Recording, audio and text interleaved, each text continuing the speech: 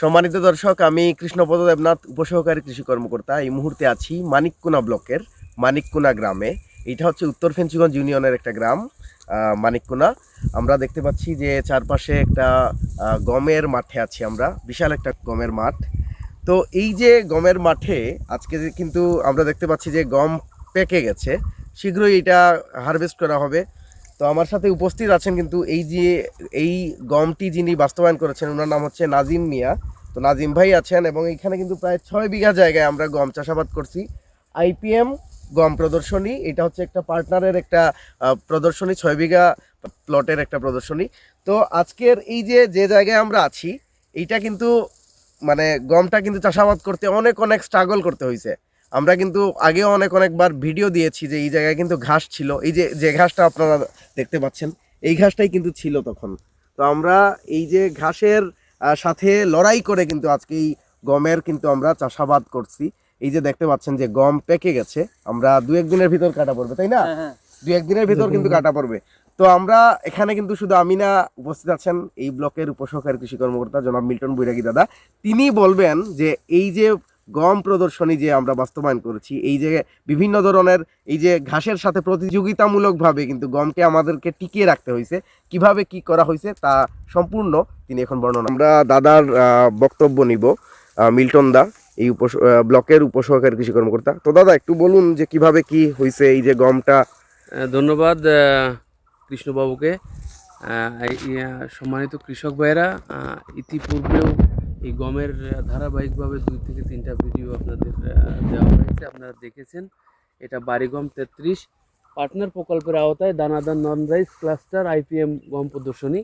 আমার সম্মানিত কৃষক এখানে উপস্থিত আছেন, আরও 2জন কৃষক এখানে নাই। আমার পিছনে বিস্তীর্ণ দেখেন একটা প্লট, 6 বিঘা জমির এই যে গম, বাড়িগম 33। এই গমটা বাস্তবায়ন করতে, এই যে উত্তর ফেঞ্চুগঞ্জ ইউনিয়নের মানিককুনা ব্লকে গম বাস্তবায়ন করতে অনেক বেশি কষ্ট আমরা এটা করছি, এবং সর্বশেষ যে আমরা এই যে বাস্তবায়ন করতে পারছি, এটা আসলে আছে আনন্দের শেষ নাই। আমরা কৃষি বিভাগ থেকে বলবো আমাদের একটা সফলতা, এবং কৃষক যিনি নিরলসভাবে পরিশ্রম করছেন ওনার একটা সফলতা। শুধুমাত্র ধারাবাহিকভাবে আমরা প্রযুক্তিটা দিয়েছি। আসলে আপনি দাদা, আপনি এই পাশের প্লটের চিত্রটা দেখেন, এই যে ঘাসময় কালচার, কিন্তু এই মাঠের কালচার, এখানে কোনো ফসল আবাদ করা যায় না এই গাগড়ার কারণে। গাগড়ার কারণে কোনো ফসল আবাদ করা যায় না। তো যখন ওনার সাথে প্রথম কথা বলি, উনি রাজি ছিল যে গম করতে পারবো, অনেক বেশি করতে পারবো, কিন্তু বেশি যে সমস্যা গাগড়ার জন্য কোনো ফসলই আবাদ করা যায় না। তো আমরা স্থানীয়ভাবে উপজেলা কৃষি অফিসার জনাব সুব্রত দেবনাথ স্যারের সাথে পরামর্শক্রমে আমরা এক জায়গায় বসছি যে কিভাবে ওই মাঠে গমটা আবাদ করা যায়, কিভাবে তাদের যে ক্রাইসিস, যে গাগড়া, এটা কিভাবে দমন করা যায়, এটা নিয়ে আলোচনা করা হয়েছে। তো সর্বোপরি আমরা একটা মানে হিসাবেই, চ্যালেঞ্জ হিসেবে আমরা নিয়েছিলাম। তো প্রদর্শনীটা নেওয়ার পরে আমরা যখন গমটা বপন করেছিলাম, গম বপন করার পরেই আমরা অটোক্র্যাপ কেয়ার কোম্পানির পানিটা স্প্রে করছিলাম তাদের নির্দেশনা অনুযায়ী, যে এটা গাগড়া দমন হইবে।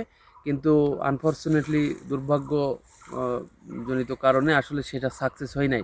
এটা গমের থেকেও প্রায় দ্বিগুণ পরিমাণে গাগড়ার মানে যে উত্থান, এটা না দেখলে বোঝানো যাবে না। আপনারা ভিডিও দেখলে বুঝতে পারবেন যে কত গাগড়া ছিল। ঠিক আছে, আমার মনে হয় ব্যাকে ভিডিওটা আছে, দেখলে আপনারা বুঝতে পারবেন। পয়লা গম বাইন করছি, বাইন করার পরে মই দিছি।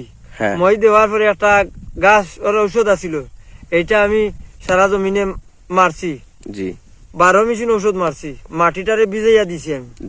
দেওয়ার পরেও দেখা যায় আগাছাটা উঠিছে।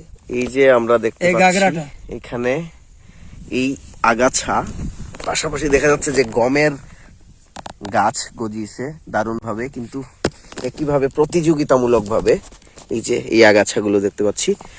তো এইটা দেখার পরে তো আমাদের সবার মাথা নষ্ট হয়ে গেছে যে এইটা কিভাবে দমন করব, গম তো আসলে হবে না। এরপরে আবার বসলাম গোল টেবিল, তারপরে স্যারের পরামর্শক্রমে অটোক্র্যাপ কেয়ার কোম্পানি স্যার, আমাদের কৃষি সম্প্রসারণ অফিসার জনাব ইয়াসিন সরকার স্যার একসাথে মাঠে এসে আমরা রিসার্চ করে আমাদের আরেকটা ওষুধ ওনারা সাজেস্ট করছিল, হ্যামার।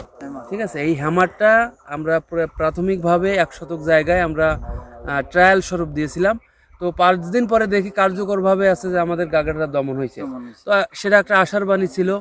সেটা দেওয়ার পরে আমরা এই পুরা ক্ষেতে আমরা গাগরাটা ওই হ্যামারটা স্প্রে করেছিলাম। হ্যামারে স্প্রে করার পরে ওটা সফলভাবে দমন হয়েছে এবং পরবর্তীতে আমাদের ম্যানেজমেন্ট সার পানি ব্যবস্থাপনা এটা দিছিলাম।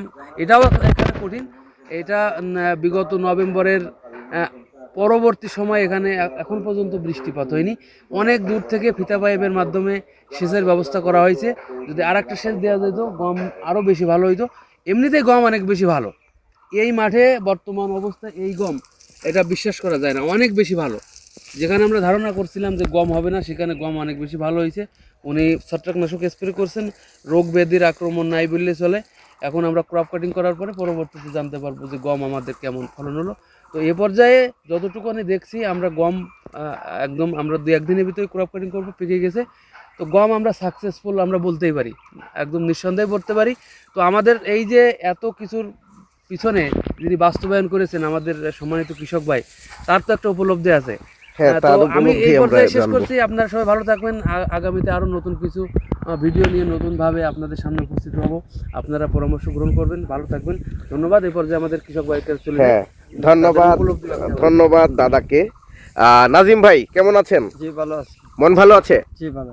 আচ্ছা, এখন বলুন আপনি শুরুতে আপনার কি অবস্থা ছিল আর এখন কি অবস্থা, মাঠের অবস্থা দেখে? শুরুতে তো ভাই যে সময় এটা জমিন চাষাবাদি করি এই সময় তো খুব বেশি গাগরা ছিল।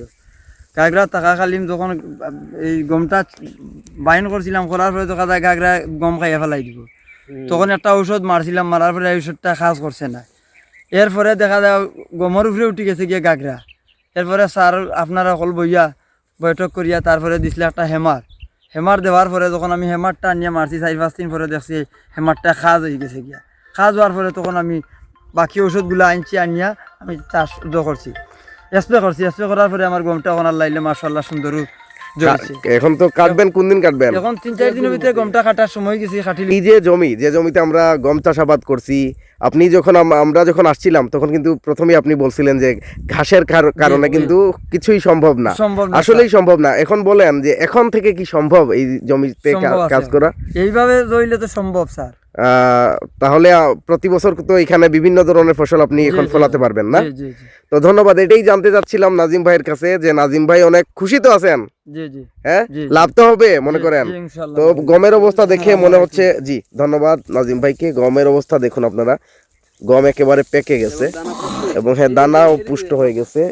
এই যে গমের দানা দেখুন দর্শকেরা, এই যে দাদা কিন্তু গম কিন্তু অলরেডি দেখে আমরা দেখতেছি এই যে, হ্যাঁ আরো দানা ফুললো হ্যাঁ। যদি বৃষ্টি হইতো। তো এই যে বৃষ্টিপাতের অভাব ছিল, সেচের অভাব ছিল, তাও যে আমাদের এই জমিতে আমরা সাকসেস বলা যায়, আমরা এই প্রদর্শনীটা আমরা সাকসেস হইছে। আমাদের উত্তর ফেঞ্চুগঞ্জ ইউনিয়নের এই যে ব্লকে আমরা গম চাষাবাদ করছি, এটা কিন্তু অসাধারণ হয়েছে। ধন্যবাদ জানাচ্ছি দর্শকদেরকে। শীঘ্রই আসছি আরো নতুন ভিডিও নিয়ে। ততক্ষণে ভালো থাকুন। ধন্যবাদ।